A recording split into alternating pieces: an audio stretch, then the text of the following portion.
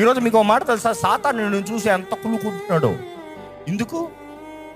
యేసు ప్రభు ద్వారా నీకు కృప అనుగ్రహించబడింది, వాడికి కృప లేదు. యేసు ప్రభు రక్తం ద్వారా నీకు నిత్య జీవం అనుగ్రహించబడింది, వాడికి లేదు. సైతాను నిన్ను చూసి ఎంత కుళ్ళుకుంటున్నాడంటే అందుకని నిన్ను అన్ని దాడులు చేస్తున్నాడు, నీ జీవితాన్ని అంత నాశనం చేయాలని చూస్తున్నాడు. నీ హృదయంలో కానీ ఎవరిని చూసన్నా కుళ్ళుపోతుతనం ఉందంటే you are not a child of God, నువ్వు దేవుని బిడ్డవి కానే కాదు. ఈరోజు మిమ్మల్ని అడుగుతున్నానండి, ఇతరుల జయాలను చూసి, ఇతరులను వర్ధిలింప చూసి, ఇతరుల పనిని చూసి నువ్వు ఆనందించగలుగుతున్నావా? Can you truly appreciate them? If you don't have the heart to appreciate, at least shut your mouth and mind your own business.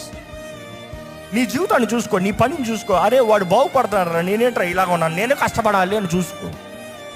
ఇతరుల గురించి మాట్లాడదు.